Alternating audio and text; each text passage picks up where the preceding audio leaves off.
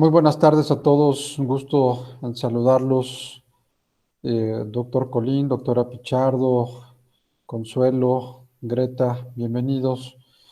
Por ahí faltan algunos otros compañeros por incorporarse, pero vamos a iniciar en base a la puntualidad de ustedes. Si me pueden confirmar si se está viendo la presentación, por favor. Sí, sí se ve. Muchas gracias, doctora. Gracias. Bien, retomando el tema de esta tarde sobre las negligencias médicas. Habíamos comentado esta parte de la negligencia médica, esta parte que es fundamental, y haciendo un pequeño extracto, un pequeño resumen de lo que estábamos comentando la sesión anterior. eh, la parte del derecho médico, quizá esta es la cuestión medular, la más importante, porque nos metemos al conocimiento mínimo necesario que requieren los profesionales de la medicina para entender cómo se maneja el mecanismo de prevención, el mecanismo de seguridad de las actividades que ustedes desarrollan. Algo bien importante, el tener conocimientos de derecho, el tener una idea general de las reglas del juego nos abre un panorama muy importante. ¿Por qué? Porque si no seguimos las reglas del juego y si somos omisos a aquello que nos obliga de todas formas, pues el día de mañana vamos a tener que buscar un asesor que nos ayude a sacarnos del problema que desgraciadamente si no tenemos elementos, pues no tendrá quizá un resultado muy favorable. Entonces, lo que platicamos, un poco el recuento de la semana pasada, al hablar de negligencias médicas, primero tenemos que entrarnos a la parte de la responsabilidad civil, todo lo que tiene que ver con prestación de servicios médicos hospitalarios, elaboración de los documentos que nos permita tener una idea clara de cuál es la actividad en la práctica médica, la elaboración de esos documentos, hablar del consentimiento informado, hablar de los reglamentos, un poco lo que está operando en el esquema de compliance en la práctica médica con un enfoque de derechos humanos. Y, estábamos comentando de cómo iniciar esta parte de la responsabilidad, de la parte de la negligencia médica. Vámonos al origen y vamos a buscar en dónde podríamos evitarlo y cómo poder tener los elementos para conocer la mecánica entre el derecho y la medicina. Entonces, hablábamos que la figura inicial fundamental es el contrato. Y entonces comentábamos la semana pasada, bueno, pues es que hay diferentes tipos de contratos. ¿Qué era un contrato? Es un acuerdo de voluntades que genera derechos y obligaciones para ambas partes. Ese es el punto fundamental del contrato. ¿Cuántos contratos no realizamos? Muchísimos. ¿En cuántas ocasiones hay un acuerdo de voluntades que genera derechos y genera obligaciones para ambas partes? Entonces, concretamente, para hablar de este tipo de contratos de prestación de servicios médicos, hospitalarios, eh, de prestación en general de servicios de salud, hablábamos que ustedes pueden consultarlo, lo que vamos a estar platicando en esta sesión, en el Código Civil. Hay un código civil para toda la federación y hay códigos civiles en los estados. Esto que estamos comentando pertenece al Código Civil del Estado.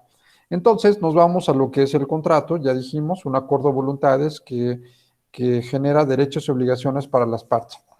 Decíamos que dentro de la clasificación del contrato, eh, la clasificación de ser un contrato típico quiere decir que tiene una regulación en la ley. Atípico no tiene una regulación en la ley, pero también está permitido y no tiene ninguna barrera para poder existir. En el caso del contrato formal y consensual, decíamos que les sugería altamente que pudieran ustedes celebrar contratos de naturaleza formal. ¿Qué quiere decir? Contratos por escrito. Aquí era lo que decíamos que es bien importante a manera de recapitular simplemente. Los contratos consensuales los realizamos día a día cuando se realizan de manera verbal. Y entonces la consulta médica normalmente es un contrato consensual.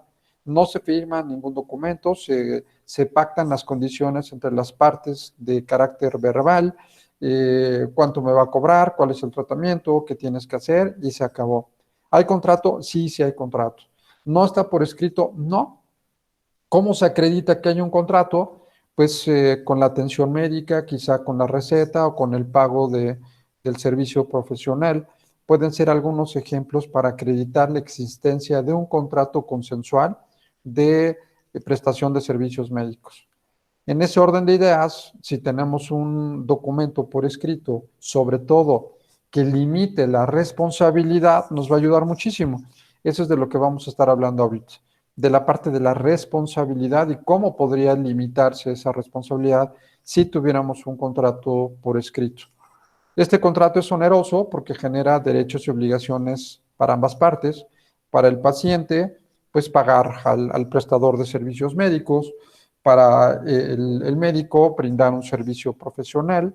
Entonces hay derechos y obligaciones para ambas partes.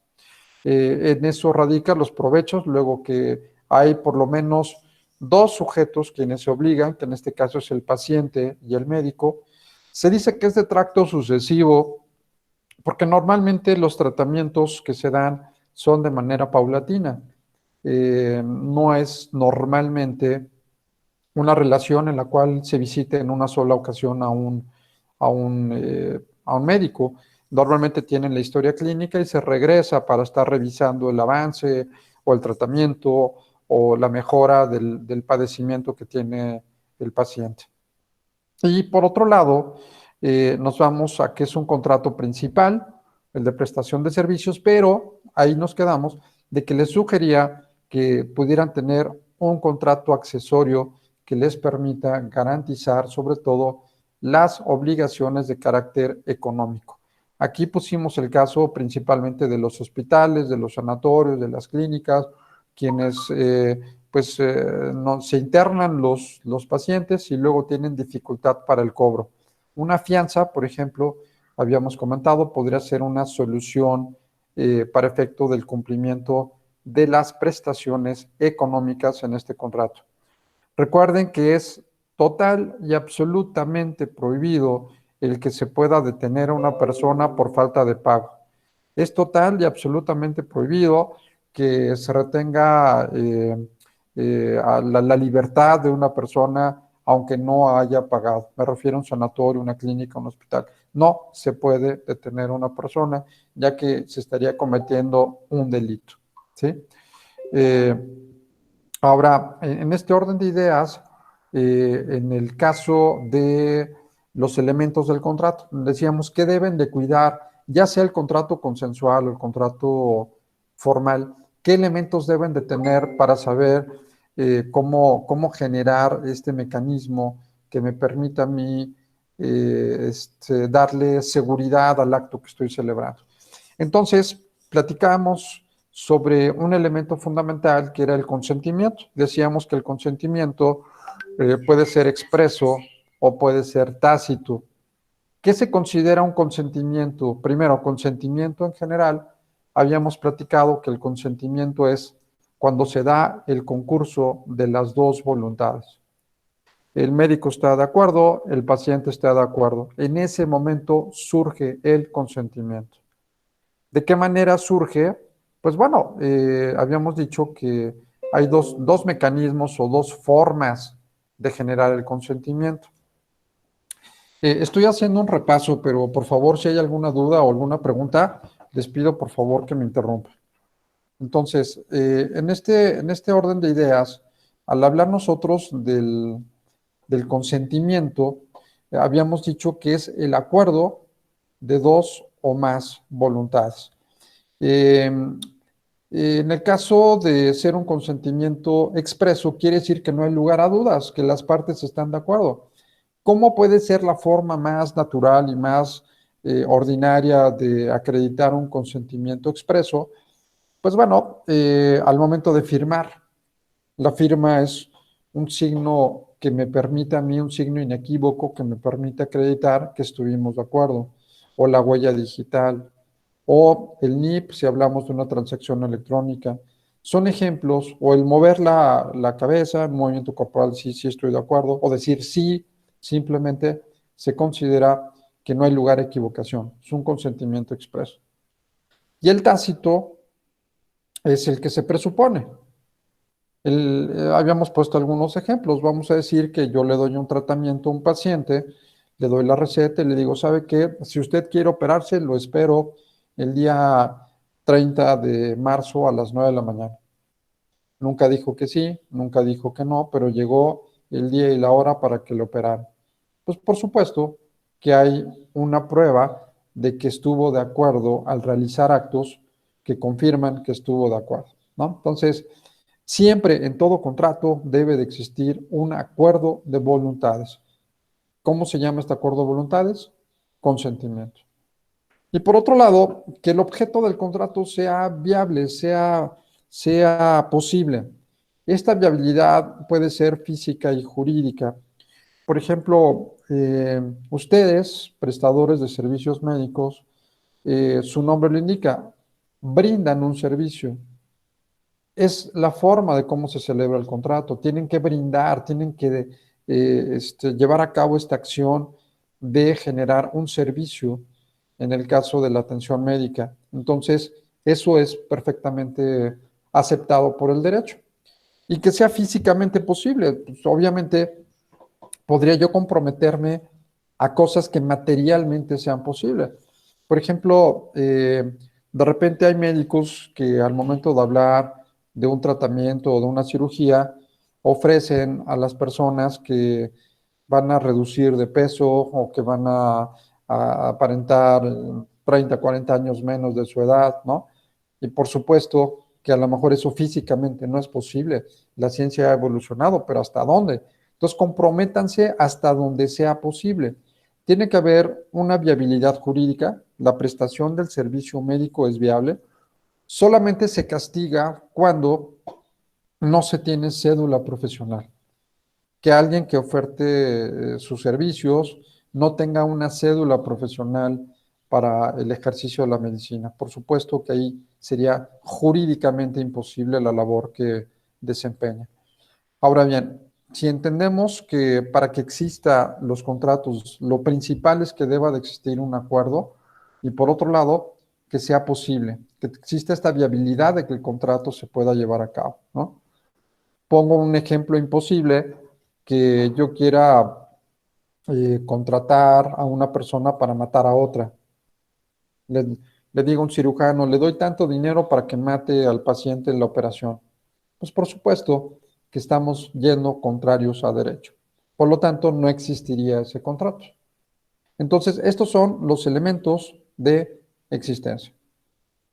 Vámonos a los elementos de validez que debe contener el contrato. Debe tener capacidad. Habíamos hablado de esto, de la capacidad.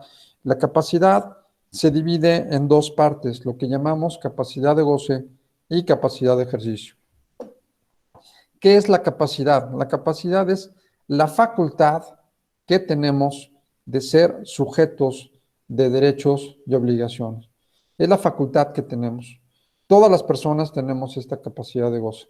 Entonces, ¿desde qué momento el derecho le reconoce capacidad a un ser humano? Desde el momento de la concepción. Desde ese momento es sujeto de derechos. ¿En qué momento se extingue la capacidad de goce? Cuando obtengo la mayoría de edad. Se termina la capacidad de goce e inicia la capacidad de ejercicio. Si ustedes recordarán, la capacidad de ejercicio es cuando yo ya puedo hacer valer por mí mismo mis derechos y obligaciones. En un esquema tradicional es obteniendo la mayoría de edad. Entonces quiere decir que yo teniendo 18 años, automáticamente adquiero mi capacidad de ejercicio, paréntesis, siempre y cuando no tenga alguna incapacidad mental o alguna incapacidad física o declarada por un juez como una persona que tendrá algún impedimento, ¿no? Para llevar a cabo su capacidad de ejercicio. Serían las excepciones, pero de ahí en fuera, todas las personas automáticamente a los 18 años tenemos la capacidad de ejercicio, que significa que podemos llevar a cabo de manera directa, sin intervención de un representante, los actos de derecho que crea correspondientes. Entonces, decíamos que para poder realizar un contrato necesita tener capacidad las partes para poderlo celebrar. En otro sentido, que por lo menos tenga 18 años, en el caso de ustedes como médicos, que tenga por lo menos 18 años el paciente o que vaya con algún representante legal. En ese orden de ideas, ya se está cumpliendo con este requisito. Platicamos la semana pasada de que, bueno, hay veces que a lo mejor se deben de tener menores de edad. ¿Cómo se puede resolver ese tema? Que los representantes legales, o sea, los padres, convaliden que están de acuerdo en el tratamiento, que están de acuerdo en lo que se le está haciendo al menor, que convaliden el acto. ¿Qué pasa si no lo hacen? Bueno, pues aquí siempre el tema principal va a ser si van a tener algún riesgo de que sean demandados, sí habrá que tener cuidado con esto. Si estamos muy confiados que nunca me van a demandar, que nunca voy a ser sujeto de alguna responsabilidad, bueno, así suceden muchas cosas, ¿no? De repente eh, a nadie le ha pasado, no, nunca ha tenido una experiencia desagradable, ¿no? De haber sido citado a un tribunal o de tener alguna demanda, alguna denuncia. Entonces, pues se confía uno y dice, pues a mí nunca me ha pasado, pues sigo trabajando igual. Pero el día que pase, ese día es cuando nos ponemos a reflexionar y por qué no preví todo lo que estamos viendo ahorita. Todo esto es prevención. ¿Qué tanto quisieran ustedes estar prevenidos? Esa sería la pregunta. Me refiero al campo de los médicos. ¿Qué tanto quieren ustedes tener prevención por si llegara a haber algún tipo de acción judicial en su contra, cómo poderse defender y salir avante? Esa es un poquito la reflexión que les haría en esta parte que estamos comentando. Entonces, los contratos se tienen que celebrar por mayores de edad o por menores de edad, siempre y cuando estén convalidados por sus representantes legales. Ahora bien, la forma, habíamos dicho que los contratos de prestación de servicios, en este caso, servicios hospitalarios, servicios médicos, servicios de laboratorio, servicios de enfermería, etcétera, deben de quedar para efectos de prueba elaborados por escrito, que traigan declaraciones y cláusulas que establezcan quiénes son las partes que comparecen y por otro lado, las cláusulas o las condiciones que están estableciendo las partes. Es bien importante. Cuestiones de límites de responsabilidad, cuestiones de pago de honorarios, cuestiones de duración del tratamiento, eh, todo lo específico e inclusive hasta en caso de que hubiera alguna controversia, de una vez establecer qué autoridades serían las competentes para poder resolver si hubiera alguna controversia. Eso es muy importante porque si no, de repente, imagínense, si ustedes radican en Guanajuato, de repente les llega una demanda en Monterrey y tendrán que acudir a los tribunales de Monterrey en caso de alguna controversia, si no se señaló expresamente en este acuerdo que para cualquier controversia pudieran ser los tribunales de aquí, ¿no? O podríamos establecer que previo a acudir a los tribunales nos sometemos a la competencia de la Comisión de Arbitraje Médico. Con eso estamos salvaguardando los derechos para que en el caso de que alguien, no solamente el paciente puede demandar al médico, sino el médico también puede demandar al paciente, ¿no? Entonces, en ese orden, podríamos hablar que el derecho les corresponde a ambos y que en esa circunstancia, pues sí es muy importante establecer lo que comentábamos ahorita, ¿no? La formalidad por escrito. Es, licenciado, yo tengo una pregunta. Ahorita que dice que o sea, en el contrato se puede de alguna manera decir quién, en caso de controversia, quién lo atiende. O sea, si nosotros ponemos esto es en la comisión de arbitraje médico, ¿no nos pueden demandar penalmente? Digamos que podríamos establecerlo como una forma de acudir a solucionar el conflicto de primer impacto, de primera ocasión. Por ejemplo, si ponemos que en caso de controversia nos sometemos ambas partes a resolverlo de primer lugar ante la Comisión de Arbitraje Médico, antes de cualquier acción tendríamos que agotar esta etapa. Entonces, sí sería muy interesante. Cuando las partes, por ejemplo, esto me refiero en el ámbito del acuerdo de voluntades, pero si nos vamos un poco más allá, que podría ser la comisión de un delito, en la comisión de un delito, me estoy refiriendo a los delitos como, por ejemplo, el hecho de que se haya cometido un homicidio, ¿no? De que le quieren fincar la responsabilidad al médico porque el paciente se murió y dicen fue su culpa. Entonces, se acude directamente a la fiscalía, ¿no? A la gente del Ministerio Público para que investigue sobre ese delito. Eh, Nadie puede coartarles ese derecho, pero lo que sí es cierto es que si existe este documento preventivo, sea cual fuere la responsabilidad, se puede solucionar ante la comisión de arbitraje y ayudaría muchísimo. Si se refiere solamente a delitos, las partes pueden acudir directamente sin necesidad de, es más, aunque lo hayan establecido, podrían acudir ante al Ministerio Público, en el caso de delitos. Pero en el caso de alguna responsabilidad por negligencia, que quieran pedir una indemnización, que digan que hubo daños y perjuicios, etcétera, sí se puede poner esta condición y tendrán que agotar. O sea, antes de ser demandado por un tribunal por responsabilidad civil, tendríamos que agotar, si pongo esta condición, la etapa de la comisión de arbitraje médico.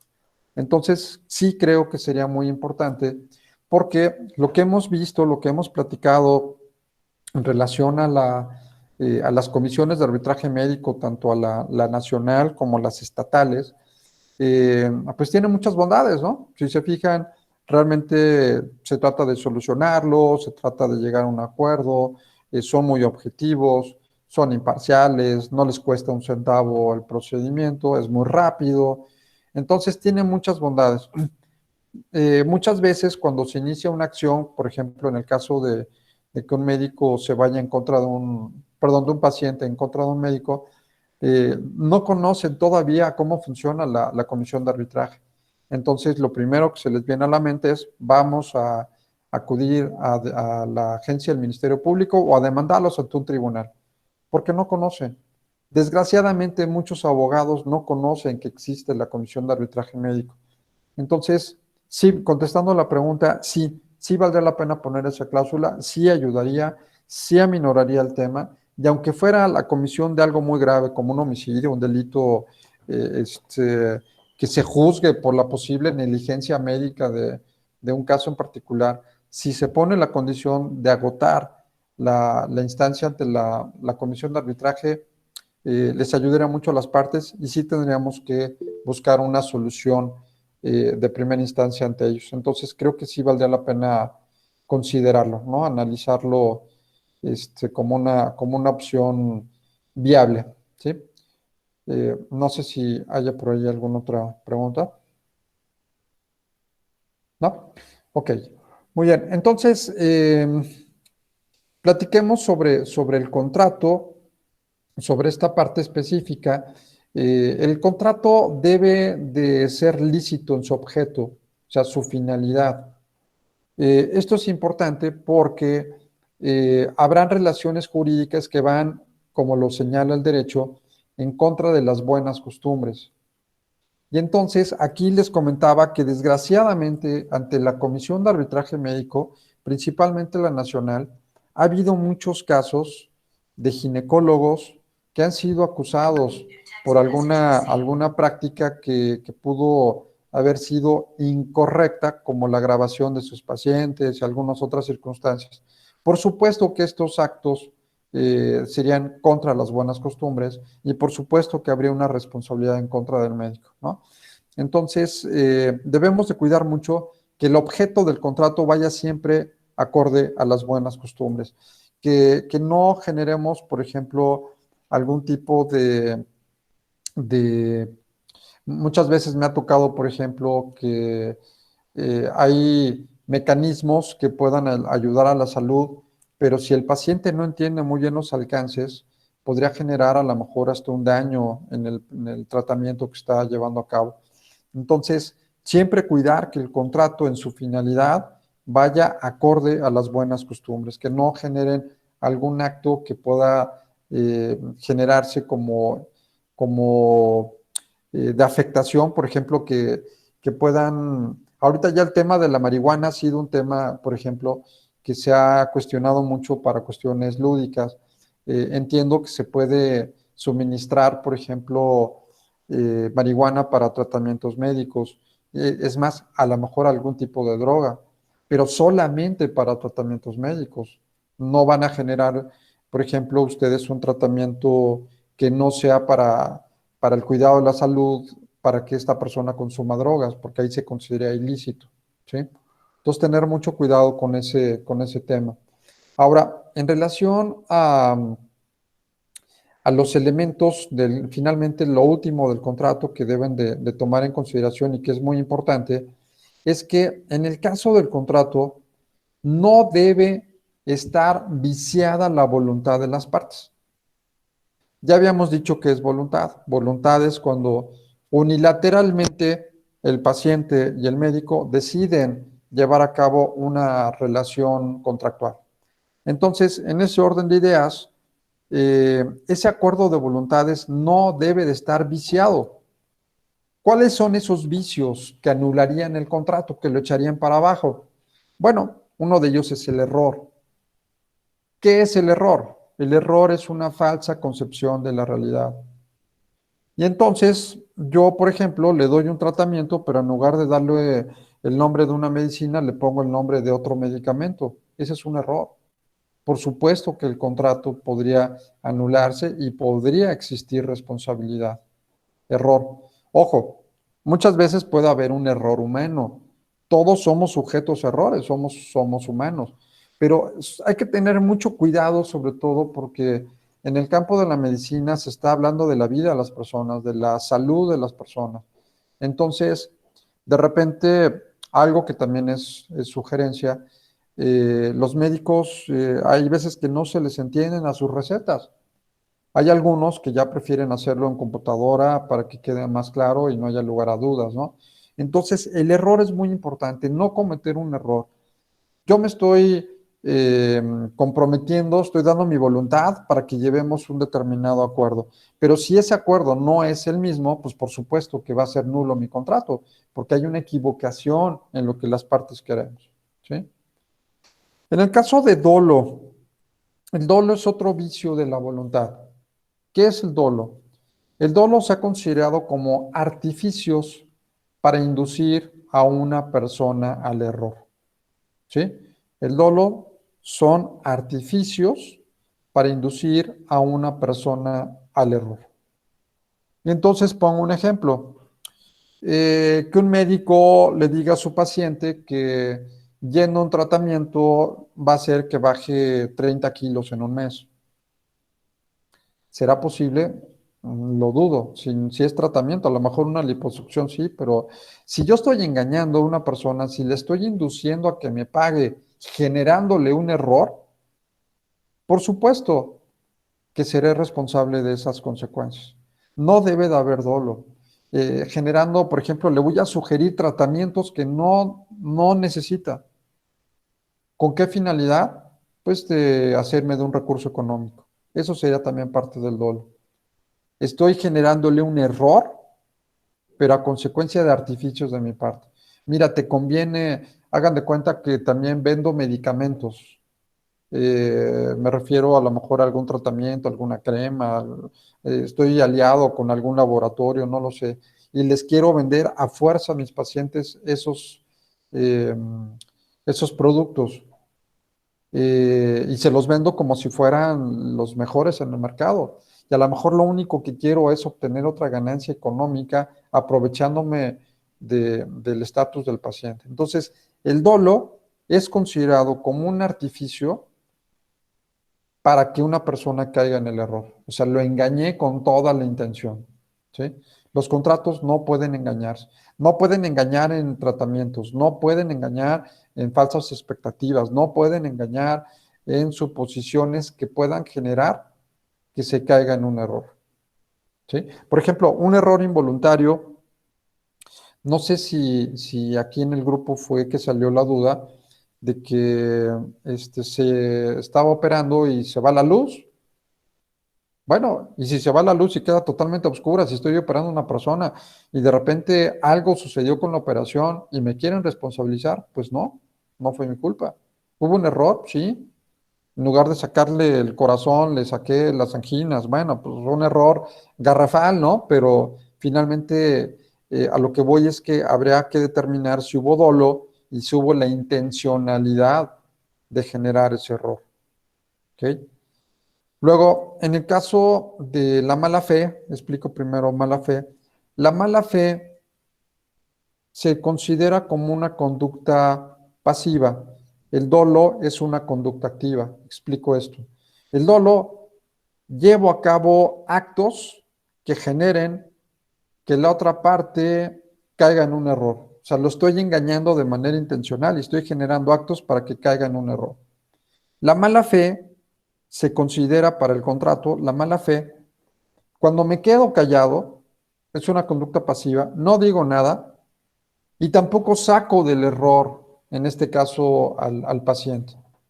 El paciente dice, oiga doctor, fíjese que pues me duele mucho la muela y resulta que pues ya no la aguanto, seguramente necesitaré una operación y yo creo que va a ser muy costoso y pues bueno, pues tendré que hacerlo. El médico sabe que no y se queda callado. No sé si se fijan, en ambos casos hubo error, pero en el primero, una de las partes insistió para que caiga en el error. En el segundo me quedé callado. Es una conducta pasiva. Yo sabía que esta persona estaba en un error y me quedé callado.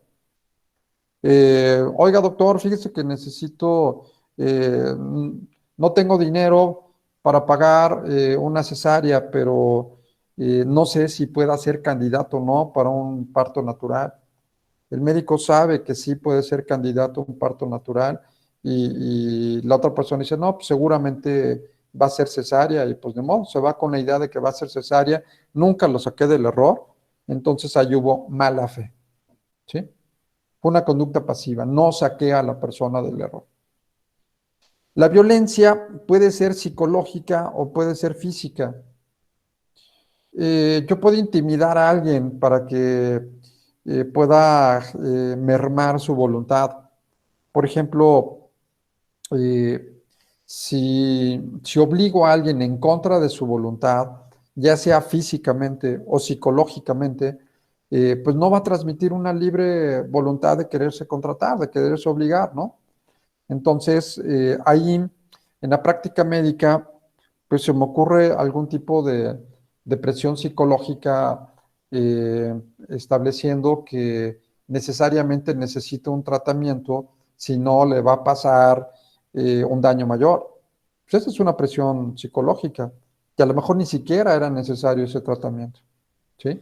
Entonces, todos estos elementos que estamos comentando, y finalmente me faltó uno por explicar, que es la lesión.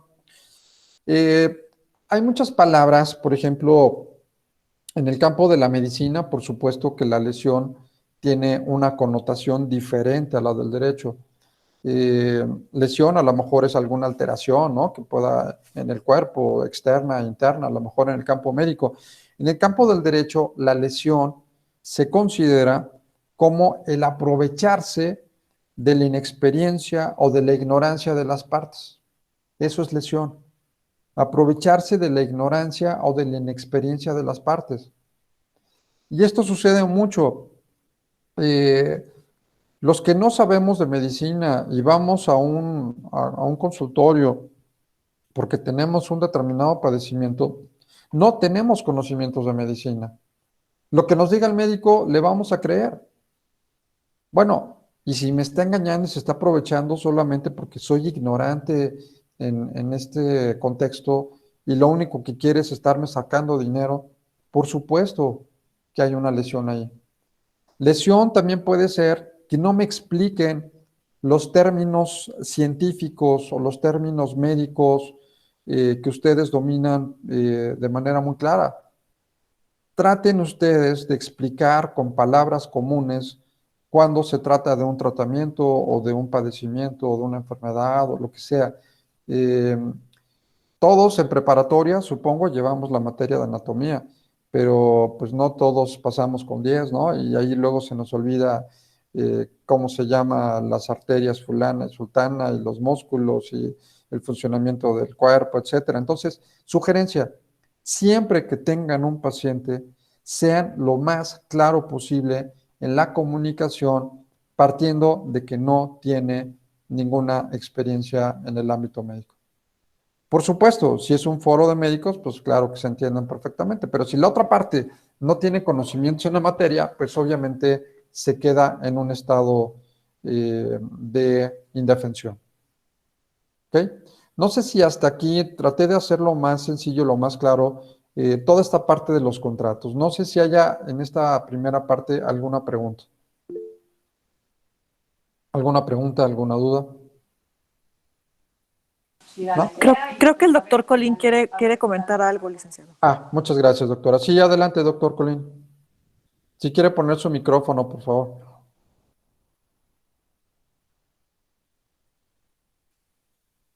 No lo escuchamos. Nada más si quisiera poner su micrófono para poderlo escuchar. Ok, gracias, doctor. Gracias. Adelante. Yo sí tengo dos o tres dudas. Mi especialidad es la anestesiología. Tenemos el problema que generalmente a nosotros no nos contrata el paciente, sino somos llamados a trabajar por el cirujano. Esto implica que el primer contacto que tenemos nosotros es con el cirujano, no con el paciente.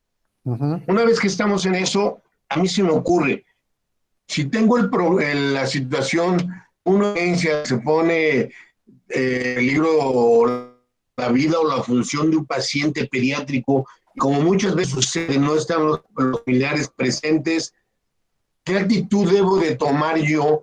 Porque a lo mejor el cirujano dice, está en riesgo la vida del paciente, no están los familiares, pues lo tenemos que meter. ¿Qué hace uno?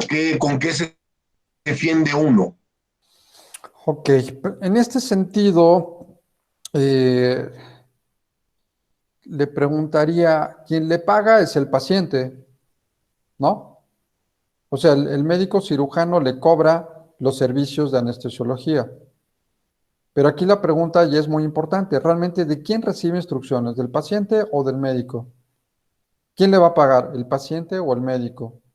Si es así, de que el médico le dé las instrucciones y usted colabora en lo que le dice el médico y el médico le va a cobrar al paciente y luego le va a pagar a usted, entonces sí, la relación es directamente entre médicos, ¿no? Tanto el anestesiólogo con el médico tratante. En ese orden de ideas, para efectos de una responsabilidad, había que ver qué le correspondería a cada quien, qué es lo que tiene comprometido cada quien y hasta dónde. Por eso es bien importante elaborar todo esto por escrito, porque, por ejemplo, en caso de una responsabilidad, me ha tocado que luego se avientan la pelota, ¿no? De decir, no, pues fue responsabilidad del anestesiólogo, o fue responsabilidad de la enfermera, o fue responsabilidad del agente de quirófano, o fue responsabilidad del médico tratante. Eh, Siempre delimitar y sobre todo en el caso de nuestra especialidad. Eh, cada área de la medicina, como también en el caso del derecho, tenemos límites, somos expertos en algo, pero ya cuando entramos en otro campo que no es nuestra especialidad, no debemos de hacerlo y debemos de generar un límite a esa responsabilidad. En otras palabras, el médico tratante es el responsable de todo lo que tiene que ver con todo el diagnóstico y la presentación de todo el tratamiento y demás para el paciente, el médico tratante. Usted nada más sería los servicios exclusivamente de anestesiología, nada más, pero sí debe quedar claro en el contrato. Ni es el médico responsable, ni es el que toma decisiones en un caso normal. En un caso de emergencia, ¿qué le diría? Se está muriendo el paciente y no hay nadie y usted es médico, tiene que hacer lo posible por salvarle la vida, ¿no? hacer su mejor esfuerzo. Si llegara a fallecer y lo dejaron solo y no fue su especialidad, usted hizo su mejor esfuerzo. Pero si se fija, no fue su responsabilidad, no era el médico responsable de todo el tratamiento en general. Pero sí es importante, vuelvo a lo mismo, delimitar las responsabilidades en el contrato. Porque si fue un contrato verbal donde solamente se pusieron de acuerdo entre ustedes, para mí paciente, si llego a sufrir alguna alteración o soy familiar de una persona y fallece por su culpa, yo demando a los dos. Yo me voy contra los dos, ¿no? Y establezco que cada uno me responda de los daños establecidos. Si no hay ningún documento por escrito, van los dos. ¿Quién intervino? Ah, pues el doctor fulano y el doctor sultano. ¿Quiénes estuvieron? Tal. La responsabilidad y va parejo para todos. Entonces, sí es muy importante, esto se puede delimitar con un principio específico de responsabilidades por especialidades y poner, creo que valdría también mucho la pena establecer los casos de excepción. ¿Qué pasaría si el médico tratante no se encuentra en ese momento? Ah, bueno, pues se buscará la mejor solución en beneficio del paciente, ¿no? Pero siempre las indicaciones, las instrucciones, la responsabilidad, debe de haber una persona quien le esté dando cuentas de manera específica al paciente. Normalmente cuando yo voy sobre todo en caso de cirugías, yo voy con mi médico especialista y yo no hablo con los demás, ¿no? Difícilmente sé quién es el anestesiólogo y quién es, en qué hospital y quién es la enfermera y el equipo por ahí de apoyo, no sé qué otras áreas converjan ahí, pero yo no hablo, yo confío en el médico y su equipo de auxiliares, de colaboradores, de especialistas. Entonces, yo me voy contra el médico, pero si detecto que hubo más manos, de repente a mí me tocó, por ejemplo, en caso de hospitales, que iba más seguido el anestesiólogo o iba más seguido el médico residente que el médico titular, ¿no? El médico encargado de toda la responsabilidad. Y de repente uno decía una cosa y el otro decía otra cosa. Suministrele tanto de no sé qué llegaba, no, pero ¿cómo? Quítenle esto. Y entonces, ¿a quién le haces caso? Tiene que haber un responsable que dirija, en este caso, el tratamiento o el seguimiento de la cura, ¿no? Para el caso en concreto. Estoy viendo por aquí algunas preguntas. Arturo dice, en el ejemplo de la cesárea, Gracias. no, al contrario, en el ejemplo de la cesárea y el parto natural, podemos decir que puede ser parto natural, pero si en el transcurso del parto no se desarrolla que debe de realizarse cesárea de urgencia, y muchas veces eso pasa. En ese caso, en el contrato dice que va a ser cesárea. Ahí en el contrato debemos de especificar que si en caso de que no se desarrolle el parto se realizará cesárea, ¿sí? Sí, eso es bien importante. No hay como la claridad. Realmente esto es importantísimo y de hecho, si les interesa, con mucho gusto eh, podemos auxiliar o apoyarlos para que tengan un documento claro para sus consultas o para los tratamientos que dan, con todo lo que estamos aplicando y todo lo que estamos aprendiendo para que pues tengan un documento de defensa en caso de que pudiera existir alguna responsabilidad. Entonces, la claridad del contrato es fundamental. Entonces, contestando lo que nos comenta Alfredo, sí, se debe establecer en el contrato.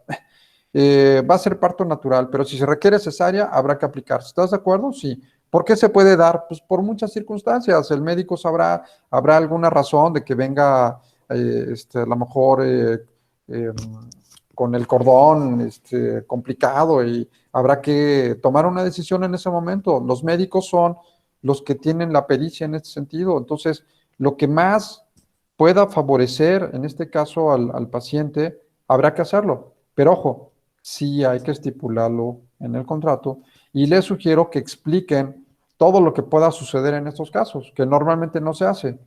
Expliquen por qué puede ser un parto natural, por qué puede ser cesárea, por qué puede pasar esto. Explicado, para que no haya lesión, para que no haya de que usted no me explicó, no me dijo, no entendí. Entonces, siempre en un documento por escrito se van a proteger en caso de alguna responsabilidad. Ahora, ¿qué pasa si no se puso en el contrato? Pues muy probablemente el paciente se sentirá inconforme y acudirá a las instancias judiciales y pedirá una responsabilidad por negligencia médica. Eso sería lo que a su juicio pediría. Que proceda ya será otra cosa, pero la acción la tiene expedita de ir y demandar por una posible negligencia. Entonces, vuelvo a lo mismo. Si los llegan a demandar con este tipo de documentos preventivos, pueden salir amantes sin ningún problema. Si todo fue verbal, ahí empiezan los problemas. O que fue con testigos, lleva testigos él, hay testigos por parte de la clínica, el hospital, el sanatorio, pero la prueba testimonial no tiene mucha validez para efectos de acreditar los supuestos, porque sabemos que muchas veces se pueden fabricar esos testigos, ¿no? Entonces, se sugiere mucho la elaboración de un documento claro donde se establezcan este tipo de circunstancias. Y luego, pero con el principio de vida, función y estética, se hace todo lo posible para salvaguardar la vida de la mamá y del niño. Ya no existe responsabilidad. ¿Sí? Estoy de acuerdo. Pero hay que explicarlo. Hay que establecer claramente, en base a este principio de vida, función y estética, que se va a salvaguardar siempre la vida de la mamá y el niño. Pero, ojo, expliquen lo que puede suceder y que está fuera de su alcance. Somos humanos, tenemos la posibilidad de que se pueda dar algún imprevisto. En ese orden de ideas que quede perfectamente claro. Nosotros vamos a poner toda nuestra experiencia, toda nuestra capacidad.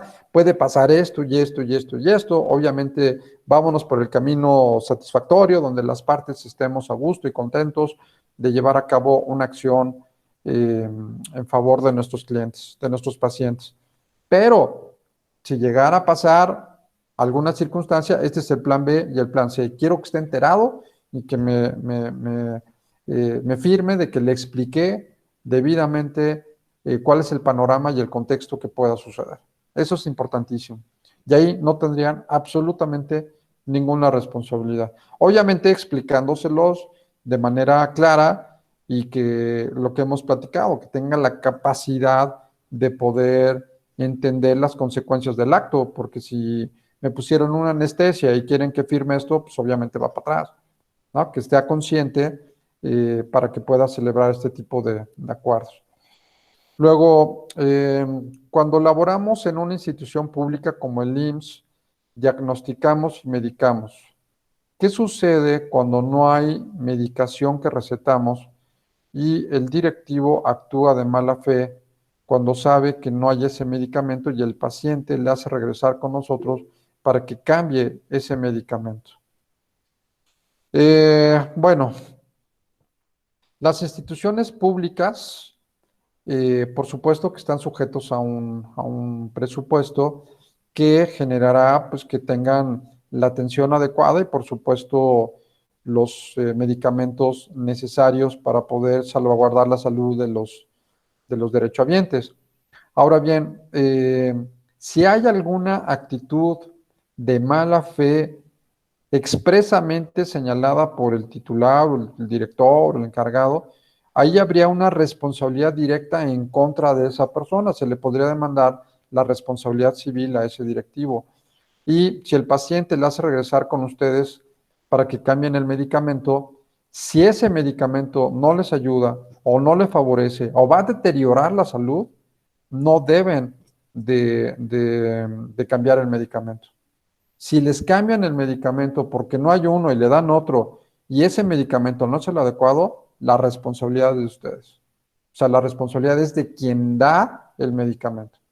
¿Qué pasaría ahí? Hay una indicación del director que les entregue esto, sí, pero ustedes investigar, saber qué efectos tiene ese medicamento.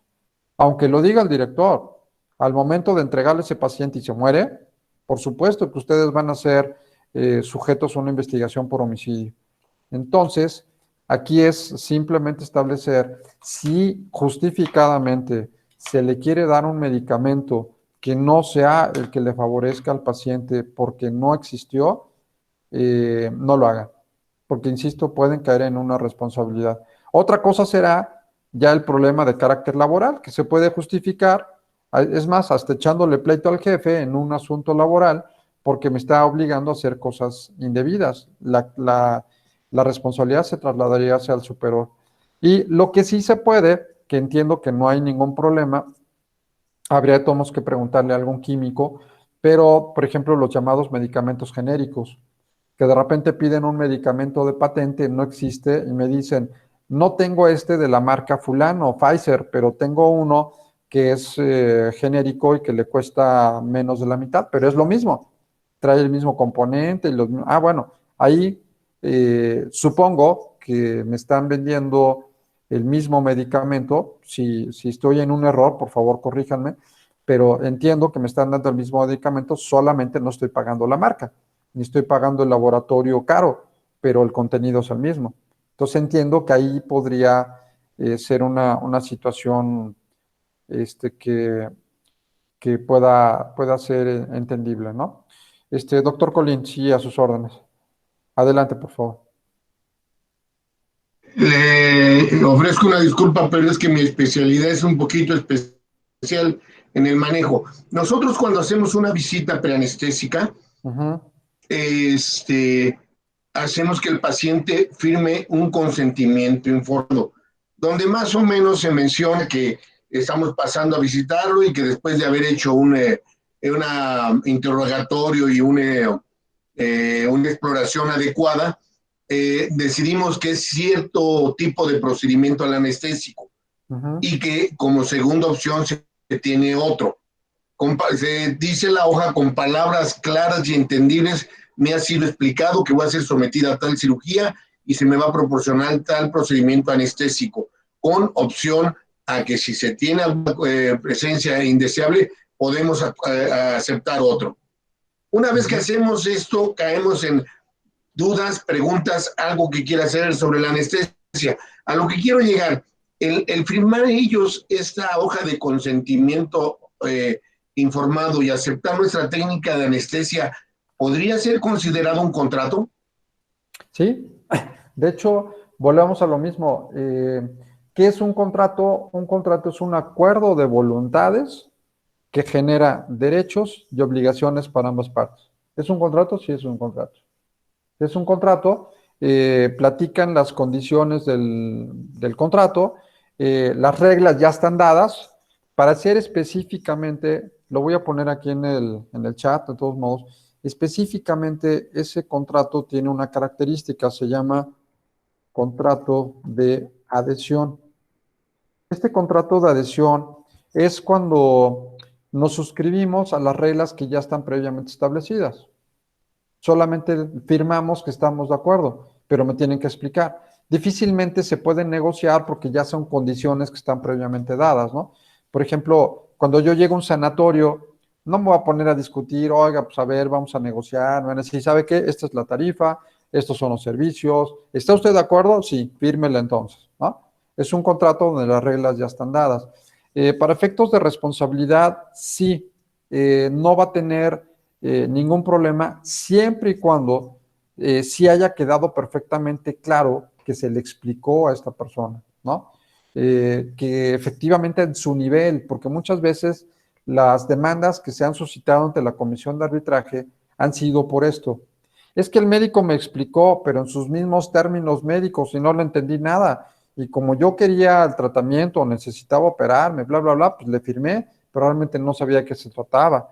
Entonces, simplemente poder acreditar que en sus palabras, en su nivel, efectivamente fue explicado el contenido de este tratamiento y que ya dependiendo de las circunstancias operar algún tipo de anestesia o que puedan haber determinadas reacciones, en fin, todos los límites. Entiendo que la parte de la anestesia es complicado, ¿no? Porque si es anestesia local o si es anestesia solamente una parte del cuerpo, qué consecuencias pueden haber, en fin, todo esto sí debería quedar perfectamente claro y explicado en términos muy sencillos, en términos muy simples, ¿sí? Para que cualquier persona lo pueda entender. teniendo ese, yo le sugeriría que le firmara, aparte del consentimiento informado, que establezca que sí fue leído y explicado, sino una hojita adicional donde le haya explicado casi con muñequitos, ¿no? Mira, va a pasar esto y esto y esto, y te expliqué, y aquí está narrado el procedimiento que pueda suceder en tus palabras. ¿Lo entendiste? Sí, fírmamelo. Ahí ya no tendría ninguna responsabilidad. Donde sí ha habido, insisto, y eso ha pasado mucho en muchos actos de derecho. Dicen que me leyeron y me explicaron el documento y no es cierto. Yo lo firmo. Aparentemente estuve de acuerdo, pero las demandas que llegan a un tribunal es, pues sí firmé, pero hubo violencia. Me dijeron que lo firmara y necesitaba operarme y demás, y yo firmé. Bueno, pero te explicaron de manera sencilla que lo entendiste, pues no. ¿Cuál va a ser el medio de prueba? Siempre piensen en cuál va a ser el medio de prueba que yo puedo aportar para decir que sí lo hice. Siempre vean esa estructura. ¿Cómo compruebo que sí lo hice? Pensando que al día de mañana, si llegara a haber alguna acción en su contra, puedan presentarlo como una evidencia de que ustedes hicieron lo correcto. Entonces, mientras más explicado y más claro, mucho mejor para todos. ¿Sí? Muchas gracias. No, ¿de qué? ¿Alguna otra pregunta sobre esto? Bien, entonces, aquí es bien importante el contrato. En la parte del contrato podemos establecer los límites y podemos establecer claramente hasta dónde voy a llegar yo en la prestación de servicios, hasta dónde me comprometo. En la parte del pago de honorarios, la parte de responsabilidades, tiempos, todo esto es bien importante. Insisto, si quieren, con mucho gusto podemos ir trabajando, viendo algún documento que les pueda servir para que lo tengan a lo mejor como una especie de guía para que sea muy sencillo. Preguntaba, por ejemplo, la doctora Pichardo la semana pasada en relación a que, pues, normalmente estas consultas y todo esto sea a título verbal, ¿no? A nivel consensual. Y no es necesario tampoco hacer toda una tramitología para que brindan un servicio como que están prestando. Entonces, lo único que podremos hacer es, a lo mejor, tener un documento y cambiarle datos, ¿no? Le cambiamos el nombre del paciente, le cambiamos la dirección, lo propio de cada caso, pero las condiciones claras, específicas, generales, que ya estén redactadas, que ya estén previamente establecidas para que lo puedan ustedes adecuar y con esto van a tener una gran tranquilidad de que el día de mañana, en caso de que pudieran ser sometidos a un tribunal o a la propia comisión de derechos, la comisión de arbitraje médico, tener elementos para desvirtuar cualquier tipo de responsabilidad. ¿Okay? Entonces, vamos a un aspecto ya de la responsabilidad. Hablé del contrato como un documento necesario. Algunos expertos, fíjense, tiene que ver con medicina, algunos expertos dicen que el contrato es una medicina preventiva a conflictos. ¿Sí? El contrato sería una medicina preventiva de conflictos. Sí, doctora, si quiere lo comentamos para que puedan tener ese documento. Ahora, en relación al contrato, mientras más claro quede, más protegidos van a estar.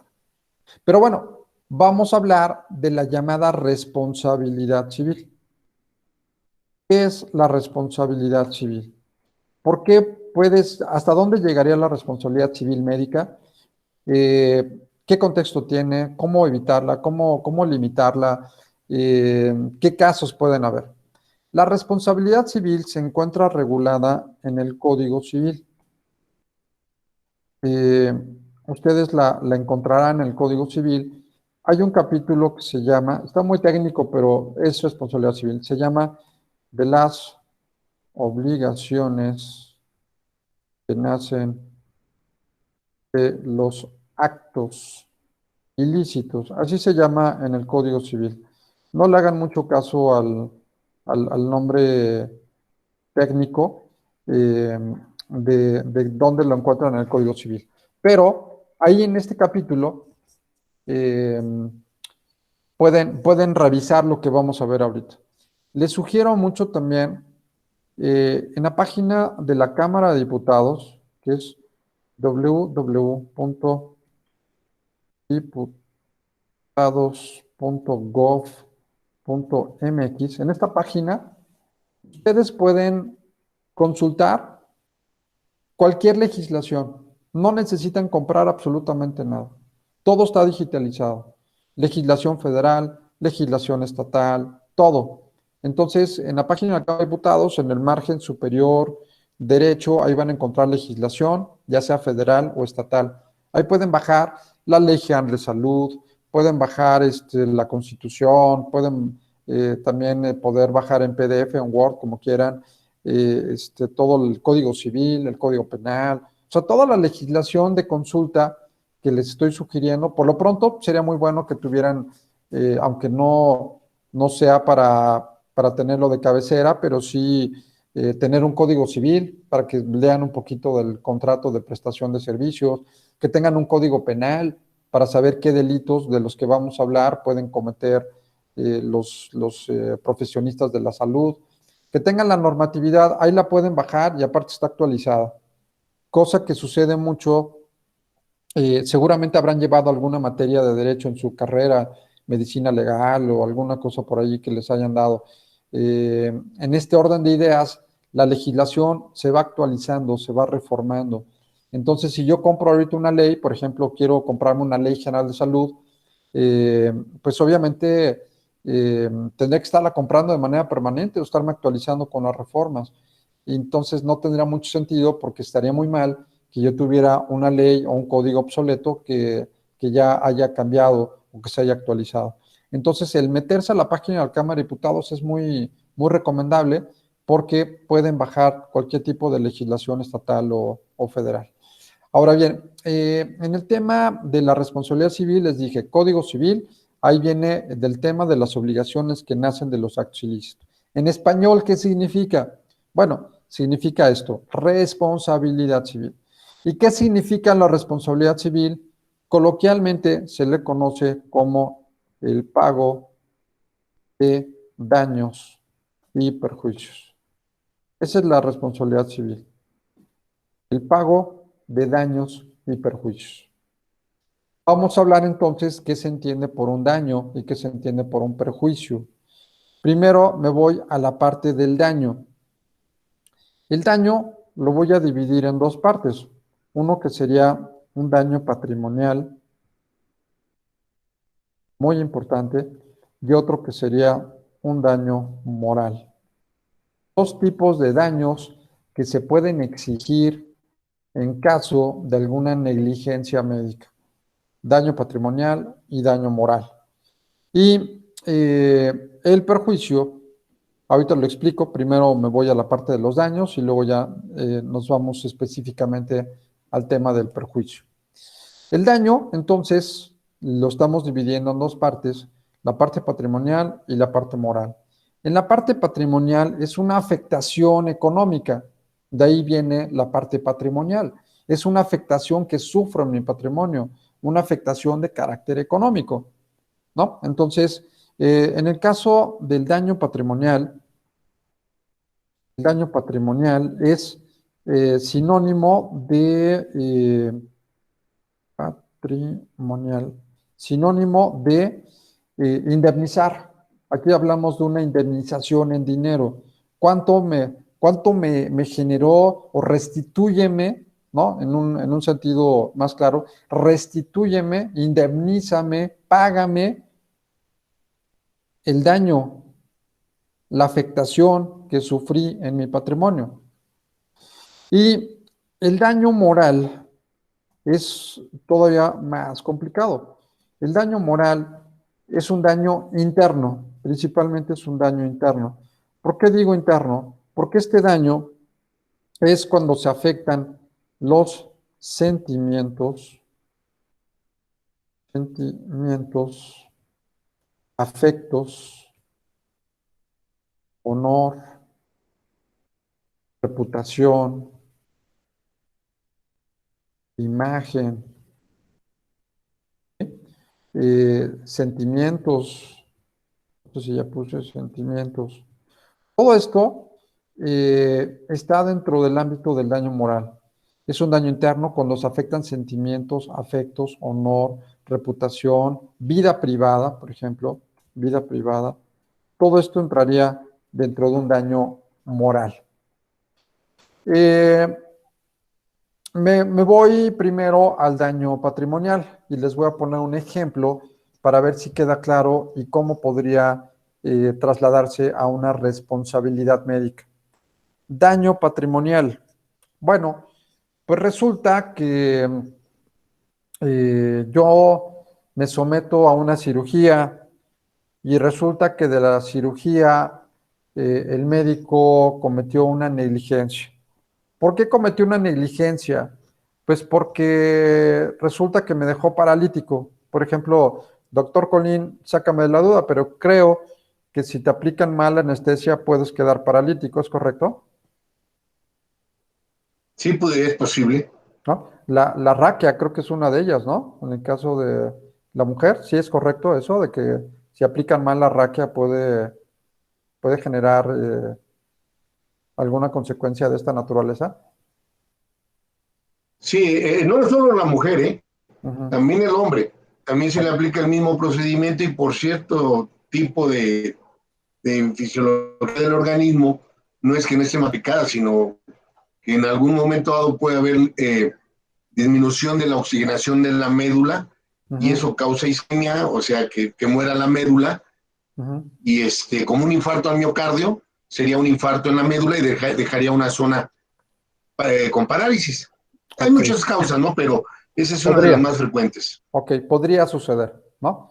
Entonces, en ese supuesto, imagínense que un anestesiólogo, por negligencia, aplicó mal la anestesia y dejó paralítica a una persona. ¿Cuál va a ser el daño patrimonial? Me hizo un daño, me generó un daño, es una negligencia. Voy a pedir una responsabilidad civil.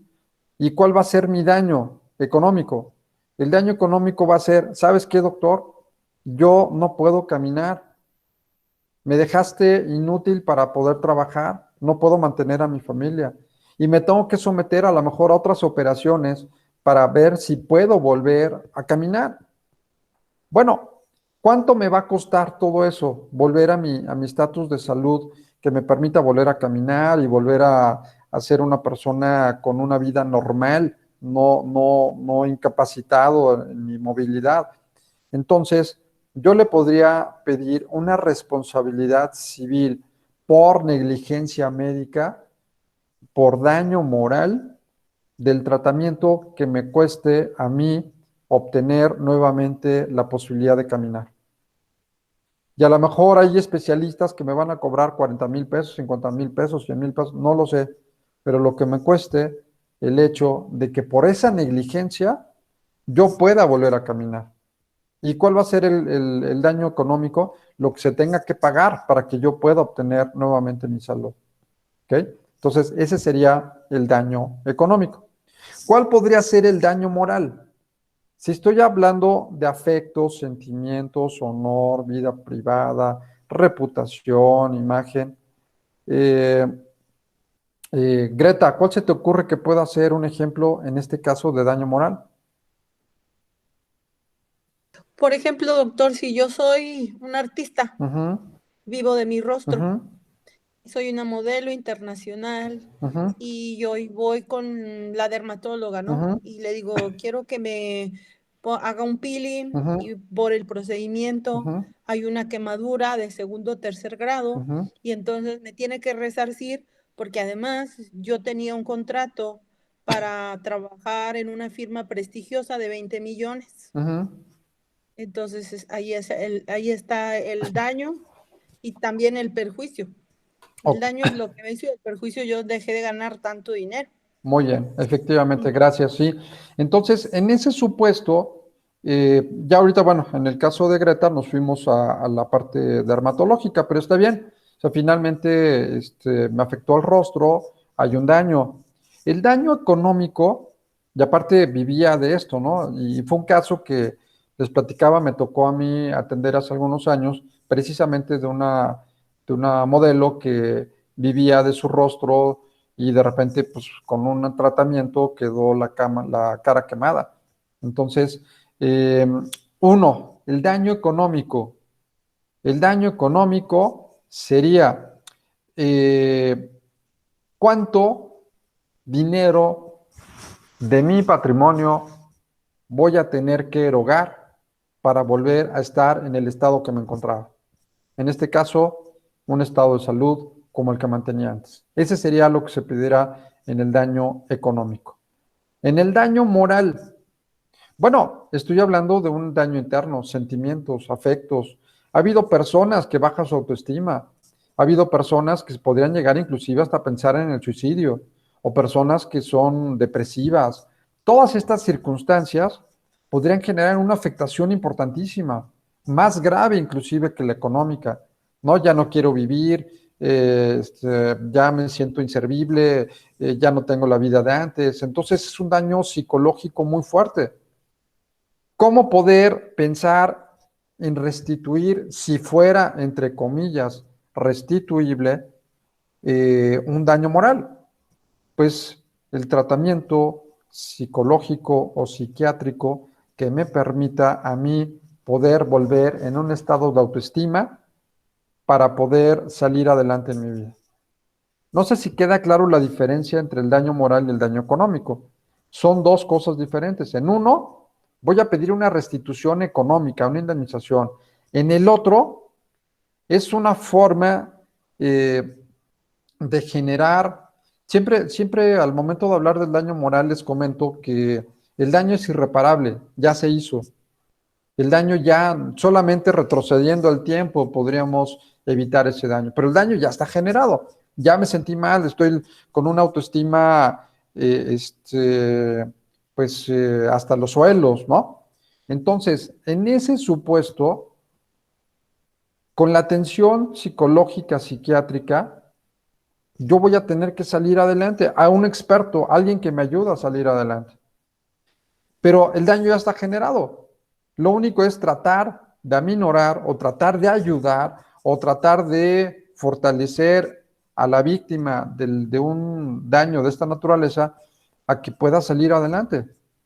Entonces, algunos piden un tratamiento médico, en este caso, en el caso dermatológico, pues una cirugía plástica, ¿no? Que me permita a mí, pues el daño económico, que me permita volver al estado que me encontraba, daño económico. El daño moral, igual, ayuda psicológica, psiquiátrica para subir mi autoestima, ¿no?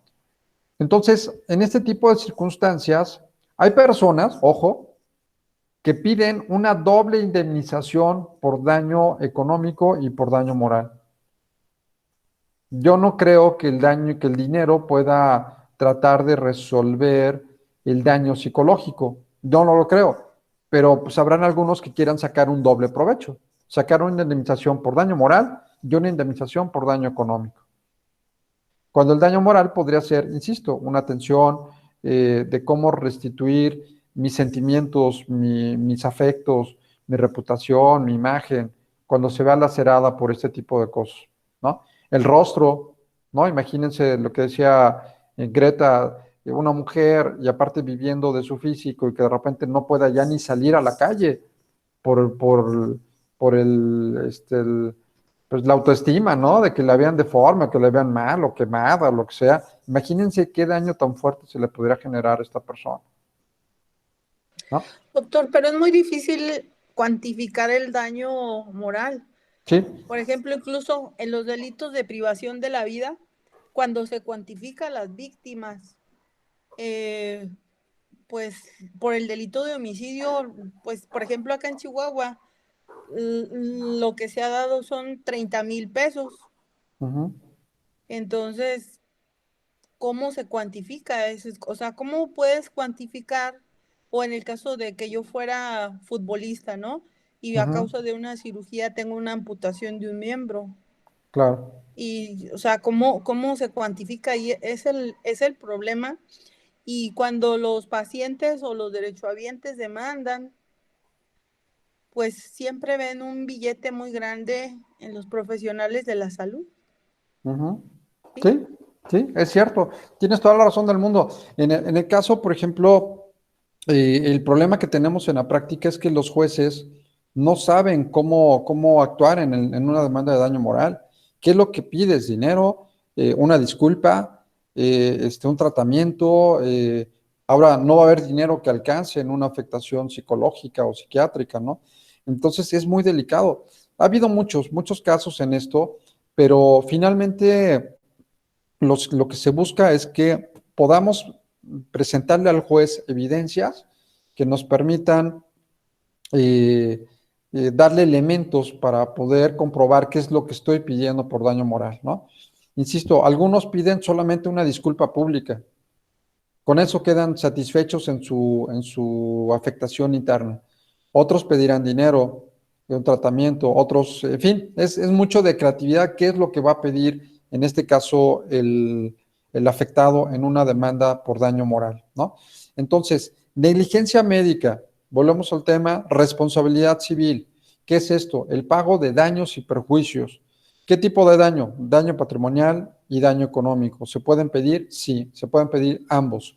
Y la parte del perjuicio, ¿qué se considera como perjuicio? El perjuicio es la ganancia que dejé de percibir a consecuencia del daño. Ese es el perjuicio. La ganancia que dejé de percibir a consecuencia del daño. Entonces, volvemos al mismo supuesto. Imagínense en el caso que decía Greta, eh, soy una persona que vivo de mi imagen, me gano la vida, a lo mejor estando frente a los reflectores, soy conductor o conductora de un programa, de repente con este daño que quedé marcado en la cara, no podré seguir trabajando. Entonces, daño patrimonial sería el hecho de lo que me va a costar la restitución de la afectación generada, las operaciones para que pueda quedar como yo estaba físicamente. Dos, daño moral, la parte de la autoestima, la ayuda, de cómo poder salir adelante en caso de una afectación en sentimientos, afectos, honor, vida privada, etc. Y el perjuicio sería, si yo ganaba, por ejemplo, 500 pesos diarios en mi trabajo y voy a dejar de estar activo por 2 meses, el perjuicio será 500 pesos diarios por 2 meses. ¿Sí? Ese va a ser el perjuicio. La ganancia que dejé de percibir a consecuencia del daño. ¿Sí? Lo que dejé de ganar, dejé de trabajar. ¿Cuánto tiempo vas a dejar de trabajar? No lo sé. Bueno, ese es el perjuicio. Lo que yo dejé de ganar a consecuencia de ese daño, ¿no? Eh, Alfredo nos pone daño moral, derecho a una justa indemnización con motivo de una interrupción del embarazo provocado por el consumo de alimentos contaminados en un establecimiento comercial. En principio, cabe precisar que la reparación del daño moral se debe de analizar desde el derecho a la justa indemnización, el cual se encuentra consagrado en el artículo 1 y 63 de la Convención Americana de los Derechos Humanos. Por parte, en el amparo, en revisión, a ver, principio de reparación de la justa indemnización, el cual se encuentra consagrado. Ok, y aquí ya viene la fundamentación de quien lo emite, que sería el Tribunal Colegiado, 10ª época. Muchas gracias. Entonces, fíjense qué importante, en este criterio que nos está mandando Arturo, nos comenta de este derecho a la justa indemnización. Ahí entramos a un debate importante, que sería considerado la justa indemnización. Pero bueno, nos da para poder hablar de muchas cosas en esa justa indemnización. Bien, pregunta hasta aquí, ¿alguna duda sobre responsabilidad civil, daño patrimonial, daño moral y perjuicio?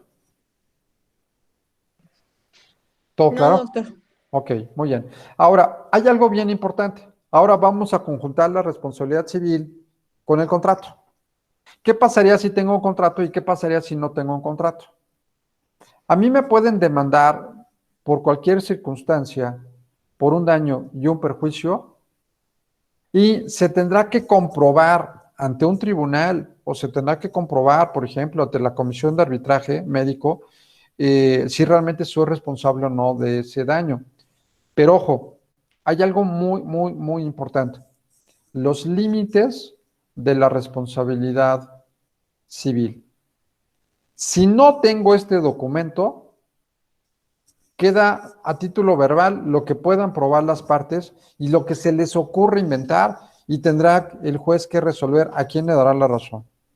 Por ejemplo, si yo estoy llegando con la doctora Pichardo y llego a una consulta dermatológica y de repente le empiezo a contar, oiga doctora, y fíjese que también me duele el estómago y me duele esto y soy alérgico a tal medicamento y me duele la cabeza y le empiezo a comentar otros padecimientos.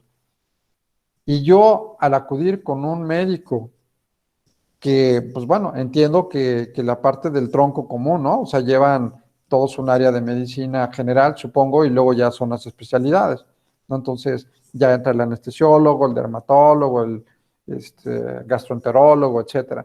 Entonces, sé de medicina, ¿no? Finalmente un médico, pues sabe de medicina y podrá tener un criterio general de todo lo que sucede en el cuerpo humano, pero ojo, no es el experto, ya para casos de tratamientos específicos. Pero si yo voy y yo supongo y le echo la culpa a la doctora Pichardo de que siendo dermatóloga resulta que me enfermé más del estómago o tuve alguna complicación cardíaca o de alguna forma yo pensé que ella iba a resolverme este problema, yo podría demandarla porque es médico. Y si no hubo nada por escrito, aunque sea dermatólogo, yo podría decir, pues es que es médico y ella me dio un tratamiento y me dijo que tomara esto y esto y esto, y me generó que ahorita me dio casi un infarto. Límites a la responsabilidad civil. En este documento establecer, solamente soy dermatólogo, solamente soy anestesiólogo, solamente soy psicólogo, ¿no? O psiquiatra, o ginecólogo, lo que sea. Esta es mi especialidad. Hasta aquí llego yo. Estas son mis funciones. Y repito, establecer claramente cuál va a ser el tratamiento, que lo lea y lo entienda y se los firme, para efecto de que ha habido casos que inclusive dan un tratamiento, pero ¿cómo van a saber si realmente el paciente lo hizo o no lo hizo? Que a lo mejor por omisión quiere echarle la culpa a ustedes. No sé si me explico. Si les haya pasado alguna vez que me dan un tratamiento y me dice, tienes que tomarte esta pastilla cada 8 horas.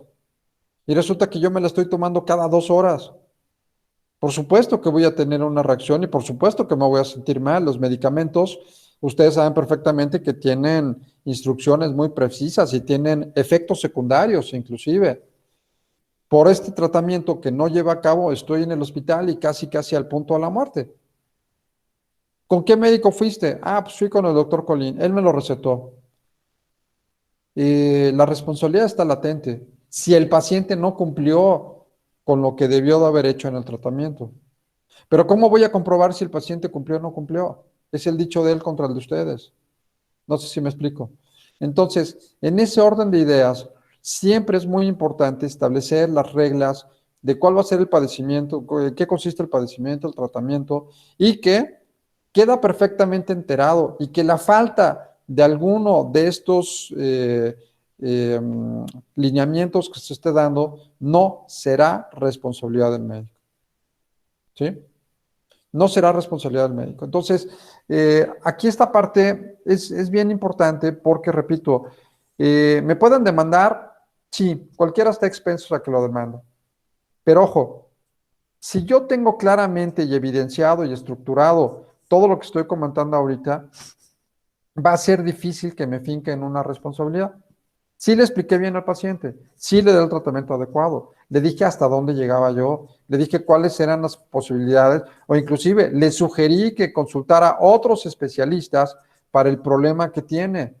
Yo no puedo atenderle como anestesiólogo, o como dermatólogo, o como psiquiatra, no puedo atender el problema que tiene a lo mejor de cáncer. Esa es otra área, tiene que ir con un oncólogo. Le sugiero que vaya con un oncólogo. Pero si no lo hace y piensa que yo le voy a resolver el asunto y se muere, no va a ser responsabilidad para mí. Tengo mis dudas, por ejemplo, y aquí es una consulta para los médicos. Un internista supongo que ve de todo, ¿va? Pero no creo que pueda ser experto en todo. O sea, hasta dónde, ahí tengo mis dudas en el rango de responsabilidad. Yo creo que el internista es como, o sea, de una manera como muy fácil de entender, es como el pediatra es el especialista del adulto, así como el geriatra es el especialista del anciano. El Ajá. pediatra es el especialista en niños, pero además hay subespecialidades en la misma pediatría. Igual el internista es el especialista en las enfermedades del adulto, pero también hay muchas especialidades adentro. Creo que, Ok. no sé si queda, no sé, es el concepto que yo podría tener. Sí, sí, sí. No, y aquí un poco la idea es que el internista pudiera tener una idea general de un padecimiento, pero ya habrá un momento en que tenga que pasarse a un especialista, ¿no? O sea, donde ya lo sobrepasa la pericia. Sí, así es, sí, sí. Ujú. Entonces, sí, doctor Colín. Lo que pasa es que el internista, como atinadamente la doctora Patricia lo menciona, es el médico del adulto, pero es Ujú. el tronco inicial. Ya del internista sale el endocrinólogo, sale el cardiólogo, sale el neumólogo, pero teóricamente, como decimos entre médicos, está embarrado de todo. Tiene que estar embarrado de todo, pero ya después de eso entra la especialidad por órganos y sistemas.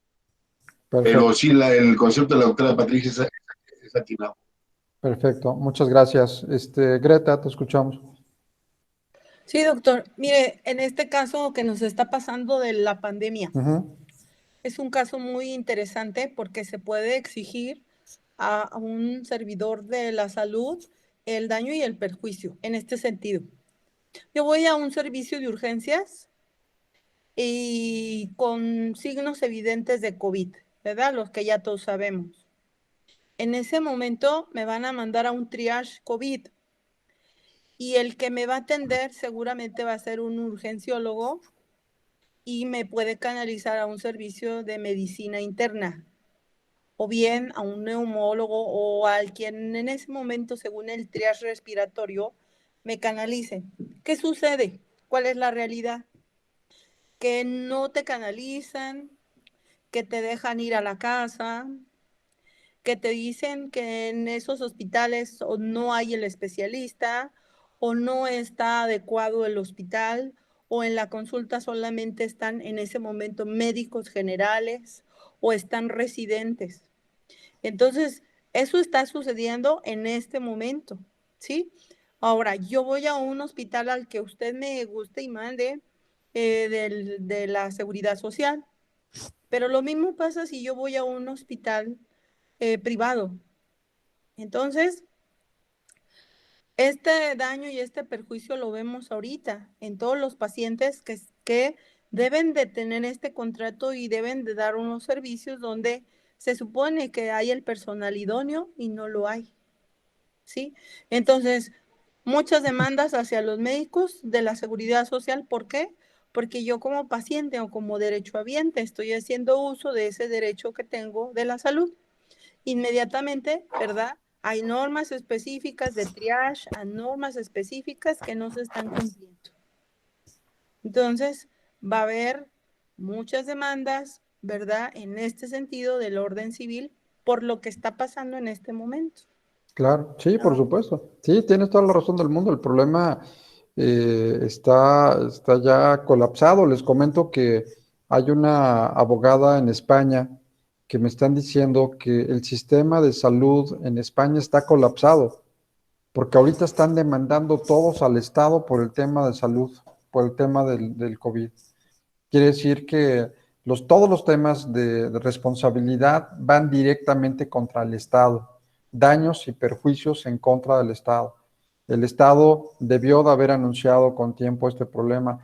el Estado debió haber tenido los medicamentos, el Estado debió haber generado mecanismos de prevención, el Estado no debió permitir que murieran personas, la factura es muy alta de gente que se le vulneró su derecho a la salud y está colapsado y están demandando.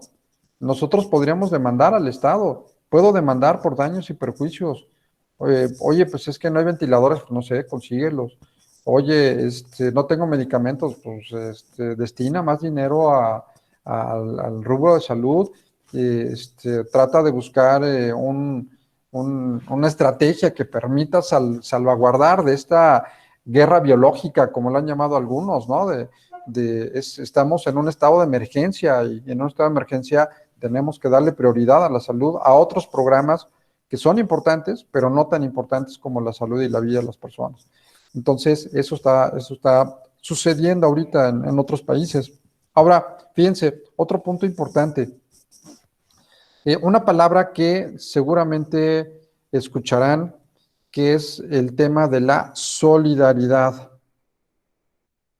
Al hablar de esta palabra solidaridad en derecho, significa que para el caso de algún tipo de responsabilidad, deberá de cubrir de manera indistinta lo que se llamaría el deudor, ¿no? Que en este caso podría ser el médico, y solidariamente, o sea, quiere decir de manera indistinta, también se puede ir un paciente contra el hospital o la clínica o el centro de salud. Esto es muy importante. Ha habido demandas, por ejemplo, en esta palabra de solidaridad, que es, insisto, significa que son responsables del pago tanto el médico como el hospital o la clínica o el centro de salud en el cual pertenezcan. Entonces les pongo un ejemplo. Vamos a suponer que yo tengo mi consultorio en el Hospital Ángeles. Tengo ahí mi consultorio. Pero resulta que hubo un tratamiento inadecuado por parte del consultorio y por parte del médico. Bueno, yo como paciente puedo demandar al consultorio y puedo demandar al Hospital Ángeles. ¿Quién me va a pagar? Pues yo creo que el hospital va a tener más poder económico. Pero fíjense, aquí el hospital va a decir, oye, pues yo qué culpa tengo, ¿no? Finalmente, pues eres un consultorio, tú das tus consultas, puedes ocupar a lo mejor mis quirófanos y Sí, pero hay una responsabilidad compartida con las clínicas, con los hospitales, con los sanatorios. Y esta palabra es bien importante porque la Ley General de Salud nos establece esta parte de la solidaridad en cuanto a la responsabilidad del pago por daños y perjuicios. ¿Cómo se puede establecer esta parte de solidaridad o este compromiso? Nuevamente me regreso al contrato. Esto les ayudaría mucho a los hospitales. Sería un tema específicamente para asesorar, por ejemplo, a los hospitales, a los sanatorios, a las clínicas, de cómo deben de realizar sus contratos. De protección, de que el paciente les pague. De salvaguarda de los derechos humanos.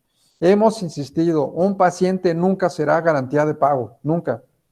No puedo privar de la libertad a un paciente por no haber pagado, lo tengo que dejar ir. Igual, a nivel micro, en una consulta.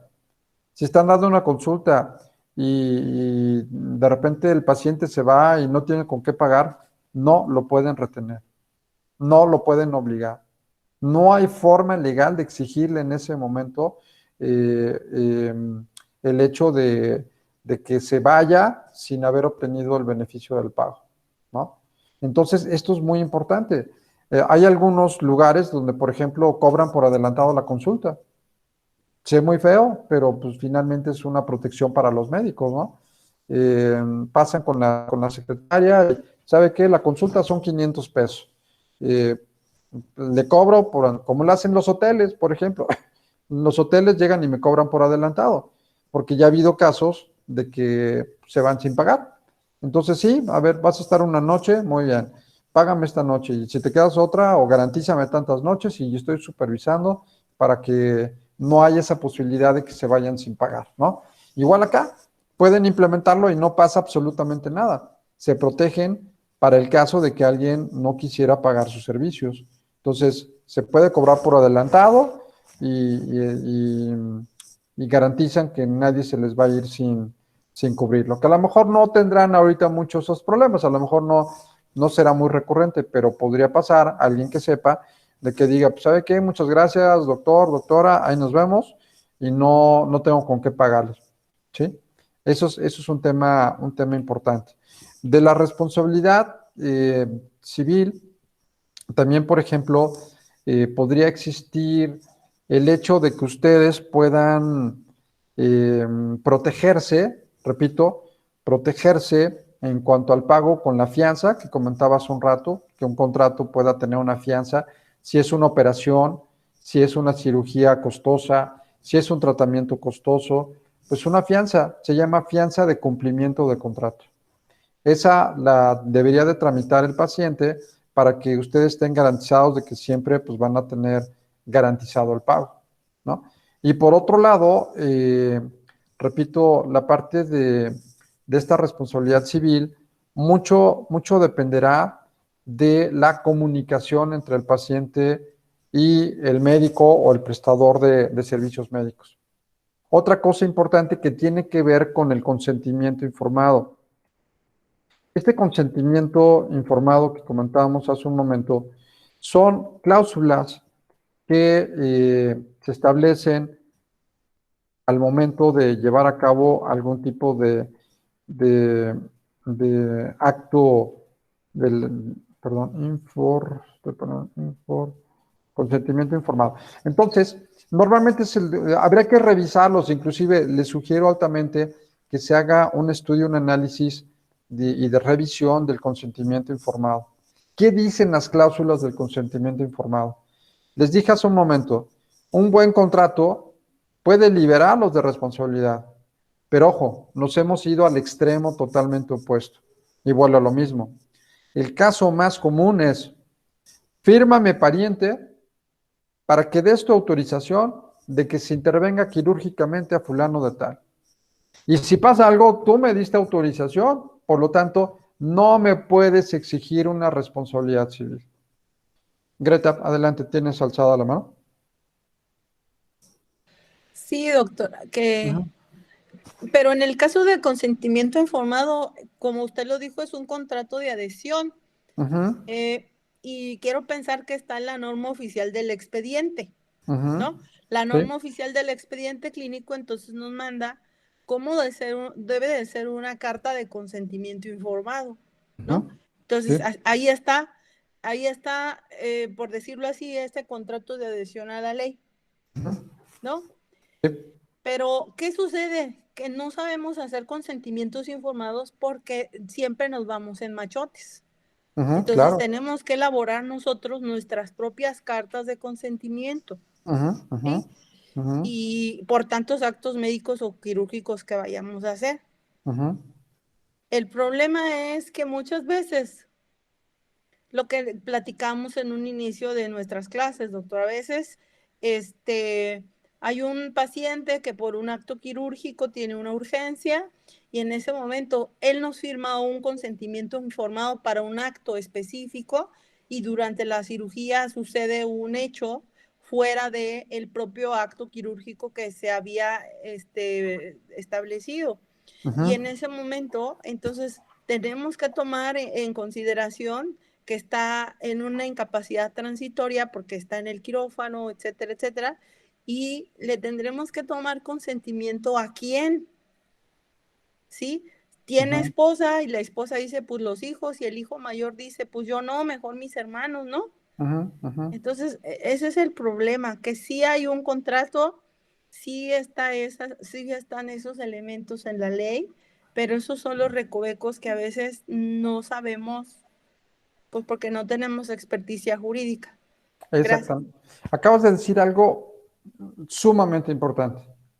Se basan en machotes. Y no todo puede ser en machote. Habrán ciertas cosas que podemos tomar como comunes en este tipo de circunstancias. Pero, como bien se menciona, bueno, ¿y quién va a dar? Ojo, ya dijimos que es un consentimiento. ¿Quién va a otorgar ese consentimiento? Y les pongo algo muy absurdo. Por ejemplo, doctor Colín, ¿yo puedo vender tu casa? Yo, así por mis pistolas, ¿puedo vender tu casa? Necesitaría tener mi consentimiento, creo yo. ¿Y crees bien?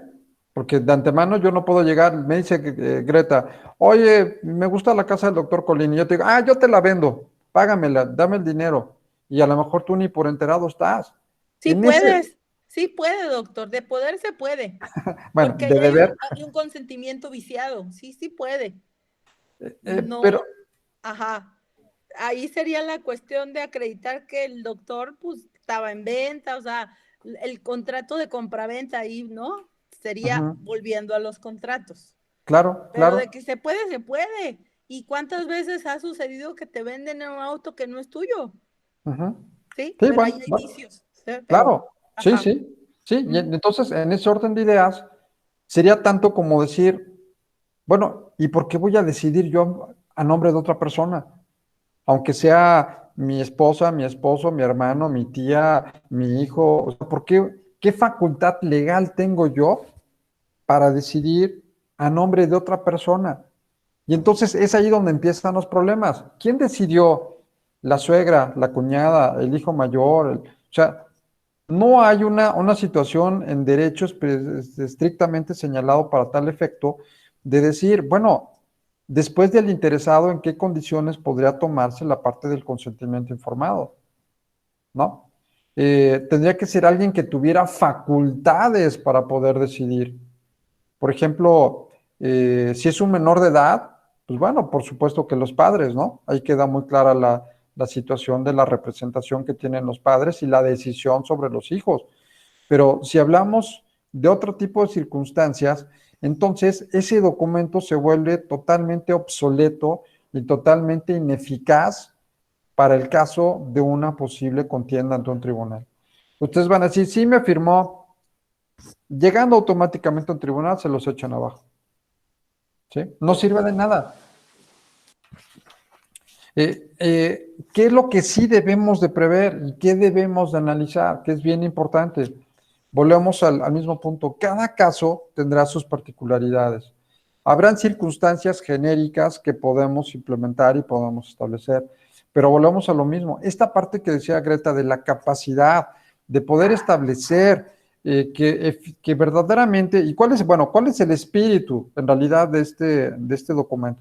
El espíritu de este documento nace de que yo como médico tengo que informar tanto al interesado o en su caso a su familia, informar de las posibles consecuencias que pudieran suscitarse derivado de una práctica adecuada médica.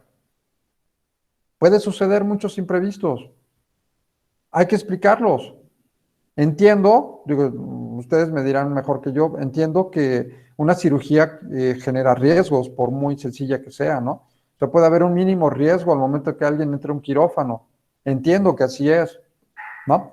Entonces, esos posibles y mínimos riesgos los tengo que conocer y se tienen que explicar y se tienen que analizar y se tiene que decir, oh, sí, estoy consciente, sí estoy informado de que pueda suceder esto, toco madero que ojalá no pase, ¿no?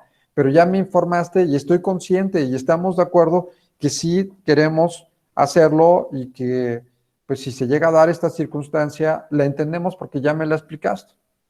Ese es el caso del consentimiento informado. Caso contrario, cometí un acto negligente y como tengo un consentimiento informado, traslado la responsabilidad a quien me firmó y entonces digo, no, fue tu culpa, tú aceptaste, fue tu responsabilidad. Mira, me firmaste que estuviste de acuerdo en que el paciente podría morirse y aquí me lo firmaste, sí, pero ¿qué hiciste para salvarle la vida? No, pues no hice ya en una práctica, en una pericial o ante un proceso, ya sea ante la comisión o ante algún tribunal, pues se detecta que no hizo lo pertinente, fue una negligencia.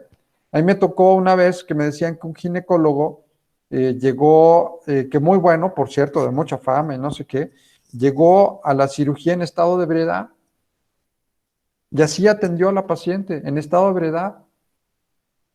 Díganme, por favor, si eso no entraría dentro de una clara negligencia médica. Y resulta, ese caso lo llevé yo, resulta que la mujer fue atendida por otro médico que venía sobrio, que llevó toda la operación, pero no era la eminencia que había contratado. Como que se confió mucho el médico, decir, bueno, me echo mis tragos, voy a supervisar la cirugía, pero quien va a llevar la talacha es otro médico supervisado por mí, pero yo nada más miro, ¿no? Y ahí fue un problema porque tuvo consecuencias esta mujer, tuvo hemorragias y tuvo una serie de consecuencias a raíz de una mala intervención por un padecimiento específico que ella tenía, por eso había contratado al experto. Claro que hay negligencia ahí, ¿no? O sea, en ese tipo de circunstancias no hay ni para dónde hacerse. Pero el consentimiento informado, volvemos a la esencia, es que me digas qué sucede, que me expliques qué sucede, que me digas qué puede llegar a suceder, ya estoy informado y ya lo entendemos, ya familia, estamos enterados. Pero eso, ojo, no deslinda de responsabilidad, ¿no? Es un tema que amerita, o sea, vamos a revisar inclusive, o si ustedes tienen, con mucho gusto lo hacemos al revés, si tienen uno que utilicen como consentimiento informado, aquí lo destrozamos, vamos a ver por dónde les pueden caer con ese documento que están utilizando. Podríamos mejorarlo, ¿no? Tengo aquí una pregunta en el chat. En caso de procedimientos de urgencia que no se pueda realizar un consentimiento informado, en ese caso la responsabilidad, ¿dónde queda? Bueno, la pregunta es muy interesante. En caso de emergencia, pues hay que actuar en la misma circunstancia. Actúas porque si te esperas a obtener algún tipo de autorización o de información, se puede, entiendo que emergencia es que pues, está en peligro la vida del paciente. En esas circunstancias se actúa en beneficio del tiempo para salvar la vida de una persona. Y hacerse un mayor esfuerzo. Sí, Sí. pero también está normado en la misma norma oficial, doctor. Ahí te dicen que te vas al reglamento de atención médica, en el artículo 81 y 80, te dicen, en caso de una urgencia, tú primero vas a salvaguardar la vida. Claro. Y después el documento que acredite ese consentimiento de urgencia se ve por 2 testigos o 2 médicos que se pongan de acuerdo, que estén de acuerdo a que se realizó ese procedimiento. Claro, y eso sí podría servir precisamente en relación a la norma, un actuar de manera pronta que no generaría responsabilidad y que aunque hubiera alguna consecuencia derivado de la intervención de urgencia, no les podrían fijar responsabilidad y no podrían decir que no estaban informados los familiares, porque dado el tiempo era imposible haber logrado ese consentimiento. Sí, doctor Colín. Gracias, doctor. Se me hace muy interesante los 2 comentarios que hace, no sé si es el doctor o licenciado Alfredo Arturo, ¿claro? Porque en el caso donde él menciona el consentimiento informado del procedimiento quirúrgico, muchos de nosotros tratando de cubrirnos, pero es que es exactamente a lo que yo quiero llegar, hasta dónde nos podemos cubrir. Si le decimos al paciente, usted va a ser sometido a un procedimiento quirúrgico, el cual tiene riesgos, complicaciones y efectos que pueden ser dañinos para usted. Si nos ponemos a mencionar uno por uno, nos tardamos una semana en explicarle que puede haber desde sangrados, quemaduras, lesiones a otros órganos, etcétera, muchas cosas. Pero generalmente lo que subsanamos, con lo que tratamos de subsanar este punto, es diciendo, usted se le va a practicar este procedimiento y no quede exento de complicaciones durante el manejo anestésico quirúrgico que puedan traer ciertos tipos de complicaciones, las cuales se tratará de ser solucionadas en el momento, pero que estén enterados, con lo que tratamos de subsanar, ¿no? Yo le voy a poner un bloqueo a una paciente y obviamente le digo, le voy a poner a usted lo que ustedes llaman raquia, nosotros le llamamos bloqueo, una anestesia regional. Si me pongo a explicarle, puede tener usted una arenoditis, que es una inflamación de esto, puede tener una mielinoencefalitis, puede tener usted un síndrome de punción de cefalia por punción de dura madre, puede tener un síndrome de Ankiewicz, y aunque se los explique muy bien, me voy a llevar 3, 4, 5, 6 horas en uno por uno de los 35,482, sin exagerar, problemas que pueda haber. Entonces, generalmente tratamos, la técnica anestésica es esta, se va a realizar así, la medicación va a ser así, asado, pero puede pasar cosas que no están previstas. Y también podemos en un momento dado incluso cambiar la técnica anestésica como plan B. Yo no sé hasta dónde sea válido eso para poder en un momento dado darnos como cubiertos de que le explicamos al paciente. Mira, es una pregunta bien interesante porque entiendo que habría que explicar muchas cosas y entiendo que pueden darse infinidad de circunstancias en ese caso en concreto, pero también es cierto que de no explicarlo puede generar una responsabilidad, porque a lo mejor de lo que me pudo haber pasado yo te digo, no quiero intervenirme quirúrgicamente, no, tengo miedo que me pueda pasar eso, entonces decido que no, pero ya estoy perfectamente informado de todo lo que pueda suceder. Mi sugerencia es que se puede elaborar algún tipo de documento, algún tipo de manual o algún tipo de, ¿cómo llamarlo? Como si fuera algún tipo de manualito o algún documento elaborado, ya previamente elaborado, de manera muy sencilla, y que sea de carácter informativo. Mira, son 5 páginas, 10 páginas, lo que sea. Aquí viene toda la literatura de todo lo que pueda suceder. Te pido, por favor, que lo leas a conciencia y que si tienes dudas, pregúntame, ¿no? Y que me firmes que te estoy entregando el documento donde se establece de alguna forma las posibles circunstancias que puedan suscitarse en el caso de la debida atención médica, ¿no? Entonces, con eso creo que se rescataría muchísimo. No invertirle tiempo a explicarles, sino pues sería o les explicas o los atiendes. Pero sí, darles toda la información, en lugar de decirles, mira, consulten esto y acá y acá. En este pequeño manualito se establece de manera muy clara todo lo que necesitas saber sobre este tema. Léelo. Si tienes dudas, dime, y si no, fírmame que estás enterado del contenido de este documento. Ayudaría muchísimo, ayudaría muchísimo. Sí, doctor. Adelante. Sí, sería lo ideal, porque incluso sería lo ideal que viéramos a nuestros pacientes 2 o 3 días antes de la cirugía para hacerlo, y es más, hay procedimientos en los que vamos a poner de alto riesgo, donde yo sí exijo verlo 2 o 3 días antes para poder platicar con ellos y platicar de ello. Pero si usted está enterado, doctor, yo creo que el 98% de la cirugía que tenemos se opera a las 8 de la mañana y se internan a las 7. Entonces, el agarrar o los interroga uno y se entera de quiénes son, o les da uno a leer el manualito. Entonces, sí es un poquito complicado, pero bueno, yo creo que de esto lo que van a hacer va a ser la inquietud de encontrar una forma de lograr eso que usted está sugiriendo. Yo creo que eso es lo positivo de eso, ¿no? Que con eso está usted motivando, al menos en mí, una inquietud de ver cómo subsanar ese problema. Claro, y yo creo que la elaboración de estos instrumentos ayudaría muchísimo, porque ayudarían sobre todo en la parte, repito, de la responsabilidad en cuanto a tener perfectamente claro los límites de la misma, y vuelvo al mismo contenido. La mayor parte de las demandas por negligencia médica es esto. El médico es responsable, me dijo que iba a hacer esto y por otro lado nunca me explicó las consecuencias o qué podría pasar en determinadas circunstancias.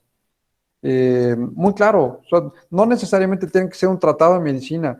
Me quiero suponer un documento claro que nos permita poner los casos más recurrentes de manera muy, muy clara de todo lo que podría suceder, partiendo de que ustedes son peritos, son expertos y obviamente van a poner su mejor esfuerzo, ¿no? Pero pues si hubiera algún tipo de circunstancia ajena a ustedes, ver cómo se va a manejar en caso de una contienda, eso es lo que hay que cuidar mucho. Esa es la parte de la prevención, ¿no? Y hay mucha gente muy mañosa, o sea, finalmente que viven de esto, viven de demandar a los médicos, y es un modus operandi. Y como es un mercado muy vulnerable, entonces, pues normalmente lo que piden es sacarles dinero, ¿no? Y llegar a negociaciones económicas sin necesidad de de que esto llegara a proceder. Ahorita que comentabas, doctor Colín, del caso de Arturo Camargo, es muy particular su situación porque él es licenciado en Derecho y licenciado en Medicina, tiene las dos. Entonces es bien interesante porque ahora sí que le agarra por un lado lo médico y lo jurídico. Entonces es un caso muy, muy particular. Habrá especialidades donde se pueden realizar esos manuales, pero hay especialidades como urgencias, ginecología, anestesiología, que por mencionar algunos, donde es casi imposible. Ya, entiendo que sí serán más complicadas unas áreas que las otras, pero sería altamente responsable, altamente recomendable si pudiéramos implementar mecanismos, aunque sea de protección, lo más acercado, lo más cercano a lo que pueda ser la posibilidad de una negligencia médica. Creo que valdría la pena, hasta donde los límites nos lo permitan, ¿no? Hasta donde podamos llegar del conocimiento y de las posibilidades y de las circunstancias, hasta donde lleguemos. Todo eso es un buen camino recorrido. De no tener eso y dejarlo simplemente al arbitrio verbal de las partes, creo que sería un arma muy fuerte, que si no la tenemos bien documentada y bien sustentada, podría generar un problema fuerte a futuro, ¿no? Ha generado la clausura y el cierre, me estoy refiriendo a indemnizaciones en dinero de varios centros de salud privada en varios estados de la República, que han tenido, hubo el caso de alguien en Monterrey, si mal no recuerdo, de que estaba vendiendo las inyecciones estas para el COVID y que detectaron que eran falsas. Bueno, imagínense la negligencia médica y la responsabilidad que hay allí.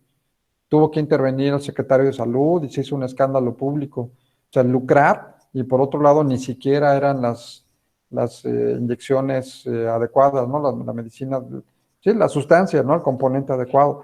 Entonces, es bien interesante. ¿Hasta dónde podemos ver esta parte? Y sí, claro, el comentario del doctor Camargo, ¿podría la próxima semana mandarle el consentimiento informado al sanatorio de mi suegro para poderlo analizar? Claro.